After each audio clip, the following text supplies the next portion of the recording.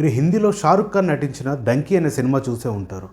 అమెరికాకి ఎలా అయినా వెళ్ళాలని అక్రమదారి అంటే డాంకీ దారిలో వాళ్ళు అమెరికాని చేరుకోవడానికి చాలా కష్టాలు పడి ఎన్నో బాధలు అనుభవించి చావు అంచుల దాకా వెళ్ళి తిరిగి వస్తారు.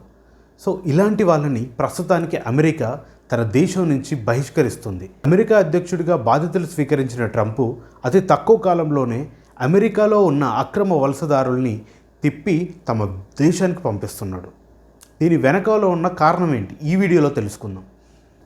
అమెరికా ఓ ప్రధాన వలసదారుల దేశం.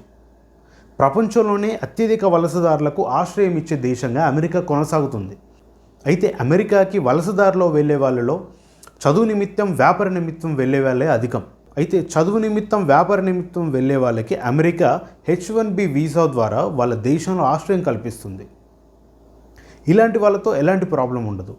కానీ ఎలాంటి వీసాలు సరైన అనుమతి పత్రాలు లేకుండా అక్రమ మార్గంలో వలస వెళ్ళే వాళ్ళలో కొన్ని లోపాలు ఉంటాయి.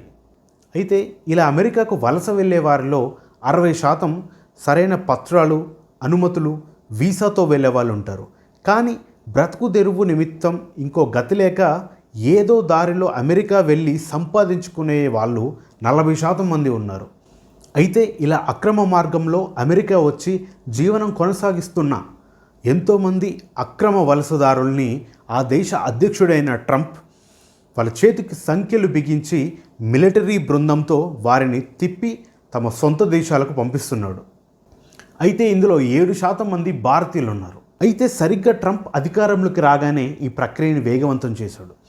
దాదాపు 180 మంది వలసదారుల్ని అమెరికా యొక్క రక్షణ సిబ్బందిని వారితో పాటు ఉంచి ఒక రక్షణ విమానంలో ఈ 180 మంది అక్రమ వలసదారుల్ని తిప్పి తమ దేశానికి సంఖ్యలతో పంపించడం జరిగింది. అయితే దీంట్లో మెక్సికో కొలంబియాకు చెందిన వాళ్ళతో పాటు భారతదేశానికి సంబంధించిన 104 మంది ఉండడం విశేషం. అయితే ఈ 104 మంది పంజాబ్ అండ్ గుజరాత్కి చెందిన వాళ్ళే. అయితే ట్రంప్ గవర్నమెంట్ తీరుకు కారణాలు ఏంటి?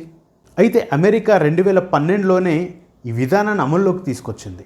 ఎలాంటి అనుమతులు లేకుండా అక్రమంగా వారి దేశంలో జీవనం కొనసాగిస్తున్న అక్రమ వలసదారుల వల్ల వారి దేశ రక్షణ వ్యవస్థకి ఆర్థిక వ్యవస్థకి భంగం కలుగుతుందని ఆ దేశం భావిస్తుంది. అందువల్ల పొట్టకూటి కోసం వలస వచ్చిన వాళ్ళు ఏదో ఒక పనికి అతి తక్కువ జీతానికి పనిచేయడం వల్ల అక్కడి అమెరికన్స్కి సరైన ఉద్యోగాలు సరైన జీవన భృతి దొరకపోవటం వల్ల అక్కడి ప్రజలు ఎన్నో క్రిమినల్ అఫైర్స్కి పాల్పడుతున్నారని అమెరికా గుర్తించింది. ఈ నేపథ్యంలో అమెరికా ఈ నిర్ణయం తీసుకున్నట్టు తెలుస్తుంది. అయితే ఇప్పటి వరకు అమెరికాలో ఆయా దేశాల నుండి దాదాపు 1 కోటి మంది అక్రమ వలసదారులు ఉన్నట్టు అమెరికా గుర్తించింది. వీరిలో 7.5 లక్షల మంది భారతీయులు ఉన్నట్టుగా తెలుస్తుంది. అసలు అక్రమ వలసదారులని ఎవరిని అంటారు? అయితే స్వదేశంలో సరైన ఉద్యోగం సరైన సంపాదన కొన్ని రక్షణ లోపాలు ఉండడంతో చాలామంది వలసదారులు స్వదేశాన్ని వదిలి అమెరికా లాంటి ఆర్థికంగా అభివృద్ధి చెందిన అగ్రరాజ్యానికి డాలర్ డ్రీమ్స్తో వెళ్ళిపోతున్నారు. వీరిలో చాలామంది ఏజెంట్ కంపెనీల్ని నమ్ముకొని వారిపై ఆధారపడి వెళ్ళేవాళ్ళు. అయితే ఈ ఏజెంట్ కంపెనీలు ఈ వలసదారుల దగ్గర లక్షల్లో డబ్బులు వసూలు చేసి అక్రమంగా ఎలాంటి సరైన పర్మిషన్ ఎలాంటి సరైన పత్రాలు లేకుండా ఏదోలాగా వారిని బార్డర్ దాటిచ్చేసి అమెరికా పంపిస్తుంది. ఇలాంటి వాళ్ళే అక్రమ వలసదారులుగా నమోదవుతున్నారు. ఎలా ప్రవేశిస్తారు? అక్రమంగా మన దేశం నుండి అమెరికా వెళ్ళాలనుకునే వాళ్లకు ఢిల్లీ పంజాబ్ నుంచి పాకిస్తాన్ కజకిస్తాన్ మీదుగా రోడ్డు మార్గంలో ప్రయాణించి ఆ తర్వాత సముద్ర మార్గం అరణ్య మార్గం గుంట ఆయా దేశాల రక్షణ వ్యవస్థకు మస్కా కొట్టి ఈ చర్యకు పాల్పడతారు. అమెరికా తీరుపై ఆయా దేశాల అభిప్రాయం. అక్రమ వలసదారులుగా చేరిన వారిని వారి చేతికి సంఖ్యలు బిగించి వారిని సివిల్ అఫెన్స్కి గురి చేసి బలవంతంగా తిప్పి వారి స్వదేశాలకు పంపించడాన్ని కొన్ని దేశాలు తప్పుబట్టాయి, విమర్శించాయి. కానీ అతిపెద్ద ప్రజాస్వామ్యం కలిగి ఉండి అమెరికాతో మిత్రత్వ సంబంధాలు కలిగి ఉన్న భారతదేశం మాత్రం ఈ విషయాన్ని సమర్థిస్తుంది. ఇటీవల పార్లమెంట్లో మన భారతదేశ విదేశాంగ శాఖ మంత్రి అయిన జయశంకర్ గారు ఈ విషయం గురించి ప్రస్తావిస్తూ అమెరికా తీరుని సమర్థించారు. అయితే భారత ప్రధానమంత్రి నరేంద్ర మోడీ గారు ఈ విషయంపై ఎలాంటి విమర్శ చేయకపోవడం ఇక్కడ ఆశ్చర్యకరం.